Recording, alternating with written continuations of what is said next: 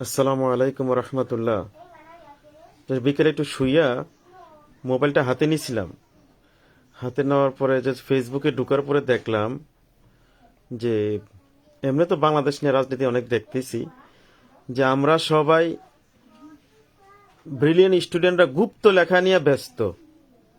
আচ্ছা ঠিক আছে, কিন্তু এদিক দিয়ে যে দেশে হাজার কোটি টাকা চলে যেতেছে, অর্থনৈতিক সমস্যা হইতেছে, ব্যাংকে সমস্যা হইতেছে, মানুষ গ্রাহকরা স্টক করে মারা যাইতেছে, মানুষের টাকা পাইতেছে না, মানে আসল জিনিস নিয়ে খবর নাই।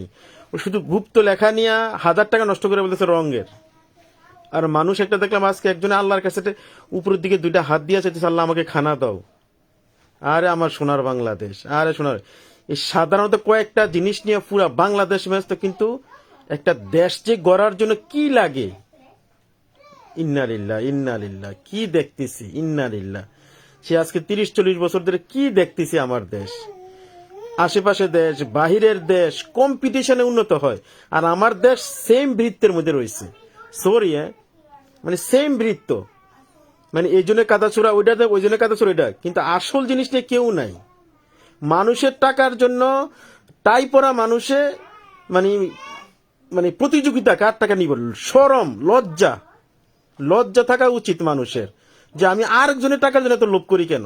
ছি ছি, এগুলি খবর দেখতে লজ্জা লাগে। কিভাবে যেন এগুলো, ইয়া মাহবুদ, কিভাবে যেন মানুষ, বাংলাদেশে বড় বড় কর্মকর্তারা ইউরোপে আসে টুয়ে, তাই না?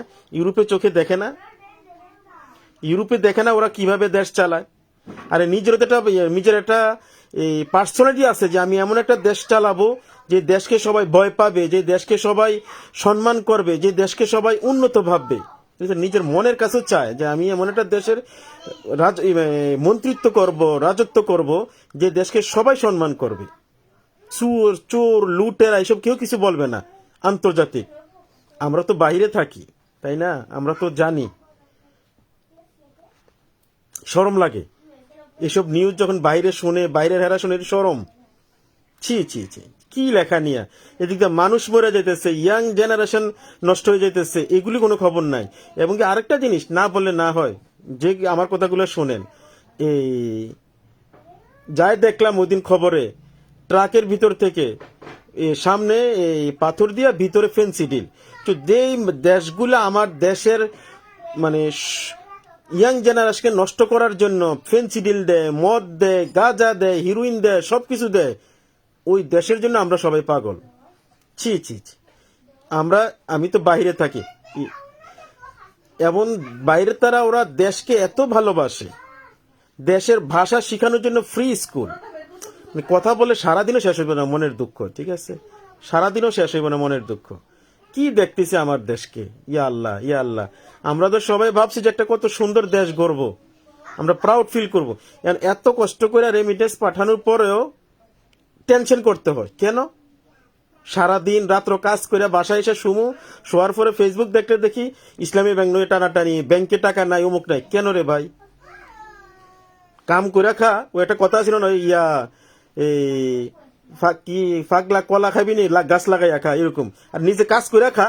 মানুষের টাকার কথা গেছিল, এক একটা মানুষ মিডিল ইস্টে কত কষ্ট করে টাকা পাঠায়, 12 থেকে 14-16 ঘন্টা কাজ করে, আর বাংলাদেশে কাজ না করে টাকা নিতে চায়। লজ্জা লাগে না একটু মানুষের, যে আমি কাজ করি না, আমি কিভাবে ইয়া করবো? একজন একটা বিল্ডিং করতে লাগে টাকা নিতে আসে, শরম লাগে না একটু? ওর টাকা দিয়ে ও বিল্ডিং করতেছে, ওর যোগ্যতা আছে, তোর যোগ্যতা থাকলে তুই কর। তুই কি লিগে আরেকজনের কাছে টাকা নিতে আসবে? শরম না, লজ্জা রাখে না একটু? নিজের বিবেক মরে গেছে? মানুষ কি সারা জীবন বেঁচে থাকে? না, মানুষ তো মৃত্যুবরণ করব। মৃত্যুর জন্য প্রস্তুতি নিলে তো এটা দরকার নাই। যার যা আছে কাজ করে খাও। বাংলাদেশে আমি যেটা প্রথম দেখতেছি এখন, যার যার কাজ শেষে করো, যে কোনো। আমি নিজে প্রশ্ন করি, আমি আজকে বিদেশ করি 2023 থেকে, 2003 থেকে। এই যে কোনো একটা কাজের জন্য ডাক দিলেই হাজার মানুষ। ওদের কি কাজ নাই? ওদের কি কাজ নাই? ফ্যামিলি নাই, সংসার নাই? আরে বাবা, সুন্দরভাবে রাজনীতি করো না। তোমার কাজ তুমি করো, আমার কাজ আমি করতে থাকি, দেশ এমনি উন্নত হইব। কি জন্য একজনের পিছনে আরেকজন, একজনের পিছনে আরেকজন? ইয়া আল্লাহ, হে আল্লাহ, আল্লাহ আল্লাহ আল্লাহ আল্লাহ, দেশটার আল্লাহ রক্ষা করো আল্লাহ। শান্তি লাগে না? এত কষ্ট করে কামাইয়া পাঠানোর পরে আবার এই অবস্থা, তো ভালো লাগে? একটা প্রবাসীর অন্তরের কথা জানতে হইলে প্রবাস ছাড়া বুঝবো না। যেরকম কবি বলছিল না, সর্পে যারে ধ্বংসন করছে না সে জীবনে সর্পের কথা বুঝবে না, যেত কিছুই হোক ইম্পসিবল, জীবনে বাঁচবে না। তদ্রুপ একটা প্রবাসীর কষ্ট, এত কষ্ট করে টাকা পাঠায় দেশে, পাঠানোর পরে ফ্যামিলিরা টাকা তুলতে পারে না, এর চেয়ে কষ্ট আর কি হইতে পারে? এগুলি যদি সমাধান না কইরা ওই গুপ্ত সুপ্ত এইটা সেটা রাখো না রে বাবা। এবার আর একটা কি হন, স্বাধীনতার ঘোষণা, আরে বাইরে যে কোনো দুইজনে দিছে, শেখ মুজিব দোক, তারপরে জিয়াউর রহমান দোক, দিছে যে কোনো একজন দোক, পরে থাকুক না, এটা আমরা দেশকে সামনে আগাইনি। এদিক দিয়ে চীনের কল বন্ধ, পাটের কল বন্ধ, এইটা এগুলি করলে না মানুষ সব ইয়াং জেনারেশন কাজ করব। ইউরোপের মধ্যে জনসংখ্যার জন্য টাকা দেয়, কেন টাকা দেয় জানান? জনসংখ্যায় পারে একটা দেশকে আগাই নেওয়া। আর আমাদের বাংলাদেশে সবচেয়ে বড় সম্পদ আছে জনসংখ্যা।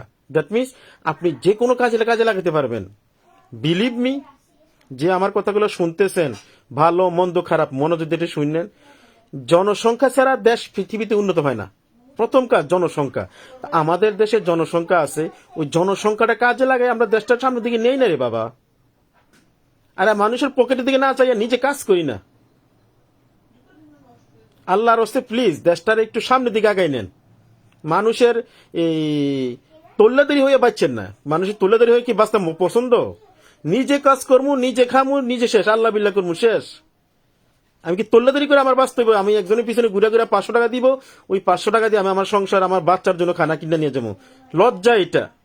এই লজ্জা রাইখা নিজে কাজ করেন, এটা হচ্ছে সবচেয়ে বেশি ইম্পর্টেন্ট। এবার যত কিছু, আর বড় বড় কর্মকর্তারা লজ্জা লাগে না মানুষের টাকা মারতে? একটু ব্রেনে খাটে না? আপনি কি পড়ালেখা করছেন এই জন্য? আপনি কি লেখাপড়া করছেন এই জন্য? দুইয়ে দুইয়ে 4 আরেকজনের পকেট থেকে আনার জন্য? ছি, শরম। যখন আপনি খানা খান তখন আপনার ব্রেনে আছে, আমি যখন কাজ কইরা বেতনটা পাই আসি, আমি না জানি আমি কাজ করার পরে বেতন পাইছি, তাই না? এই বেতন টাকা দিয়ে আমি খাইতেছি, আর আপনি জানেন না আমি আরেকজনের পকেট চুরি করে আমি খাইতেছি। শরম, এই শরমটাকে রাখেন। এর চেয়ে মরণ ভালো, এর চেয়ে জুতা সিলাই খান, এটা আরো ভালো। যে জুতা সিলায় তার সম্মান বেশি আছে, যে ব্যক্তিরা আরেকজনের পকেট থেকে টাকা আনতে যায়। বিলিভ মি, জুতা যে সিলায় সে অনেক ভালো, যে ব্যক্তিটা আরেকজনের টাকা মারিয়া খায়। কারণ ওটার সাথে তার রক্ত জড়িত, তার ফ্যামিলির জড়িত, তার সবকিছু জড়িত। আর আপনি একজনের টাকা মারছেন, ওই ফ্যামিলি সব পুরোটা কষ্ট পাইতেছে, এবং ওর বদ্ধ আপনি পাইতেছেন।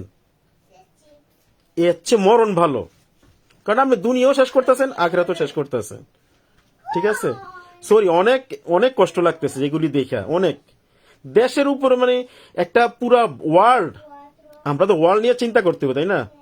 পুরা ওয়ার্ল্ড মানুষ কি ভাবতেছে, কিভাবে দেশটারে রক্ষা করা যায়, কিভাবে ইকোনমিক্স রক্ষা করা যায়। আর আমাদের এখানে ইকোনমিক্স টেনশন নাই, টেনশন আছে গুপ্ত সুপ্ত। এত বড় একটা মহান এই জাতীয় সংসদ এমন ভাবে কিছু কথা হয়, মানে ভ্যালুলেসের মতো কথা, ওমি ইমোশনের কথা। আরে বাবারে, লাইনের কথা আসো না। ইন্ডিয়ায় যদি তার দেশকে ভালোবাসা আরেক দেশের মানুষে মারতে পারে, কেন মারে মানুষগুলা?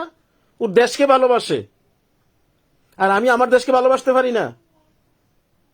আমার দেশকে ভালোবাসে তো আমরা এত কোটি টাকা পাঠাইতেছি, বাংলাদেশে পাঠাইতেছি না? এখানে না খাইয়া খাইয়া মনে চাইলে আমরা খানা দিই না, মনটা চায় অনেক সময় ভালো খাই, তারপরে খাই না, 2 টাকা বাড়ায় বাংলাদেশে পাঠাই না। একটা গরিব মানুষ চাইলে, বলি না, কথা কথা বলতে হয়, একটা গরিব মানুষ চাইলে ওরে কিভাবে হেল্প করা যায় ওই চেষ্টা করি। কেন চেষ্টা করি? ও একটু ভালো থাকুক। তাহলে আমরা যদি ভালো না খাইয়া কষ্ট করে বাংলাদেশে টাকা পাঠাইয়া 2টা লোকের ভালো কথার চেষ্টা করতে, ভালো থাকার চেষ্টা করতে পারি, আপনারা কেন পারবেন না? একটা কথা আছে যে আরে মানুষ বেশি, আর মানুষ বেশি তো দরকার বাংলাদেশে। পৃথিবীতে যত দেশ উন্নত, সব দেশ বেশি মানুষের জন্য। মানুষগুলো কাজে লাগান। আর মানুষগুলো কেন কাজে লাগায় না এটা আমি বলি, কারণ আমি যেটা ফিল করি, ও কাজে লাগালে হ্যার পিছনে ঘুরবো কে? ঠিক আছে? প্লিজ প্লিজ বাংলাদেশ, প্লিজ ভাইজান, আমরা বাইরে অনেক কষ্ট করি, 10, 12, 14 ঘন্টা কাজ করি। এইসব দেশগুলো কেন উন্নত? কেন? একমাত্র কাজ ছাড়া কোনো কথা নাই। আড্ডার কোনো সময় নাই, শুধু কাজ করো, দেশ উন্নত করো, নিজের ফ্যামিলি জোগাও, তাই না? তা আমরা দেশে তো বসে থাকে, আর জন্য পকেট থেকে কেমনে আনবো? ওদিকে তাকায় না আল্লাহর হস্তে, ঠিক আছে? আল্লাহকে ভয় করেন, নিজের কর্মের টাকা দিয়ে নিজের ফ্যামিলির খাওয়ান, শান্তি আছে, শান্তি। 1,000 কোটি টাকার ভিতরে শান্তি নাই, যেটার ভিতরে মানুষের রক্ত, পুজ সবকিছু জমাট এটার ভিতরে, ঠিক আছে? একটা মানুষ বাতে 1,000 কোটি টাকা লাগে না, কি শুনি 1,000 কোটি টাকা নিয়ে গেছে, কি রে ভাই, কি রে ভাই, কার সম্পদ নিতেছেন? আপনার সম্পদ? আপনার সম্পদ না? তাহলে আপনার সম্পদ আপনি আরেকজনের সম্পদ টানাটানি করেন, তা আপনি কিসের শিক্ষিত? আপনি তো মূর্খত্ব খারাপ, ঠিক আছে? ওকে ভাইজান, আসসালামু আলাইকুম রহমতুল্লাহ।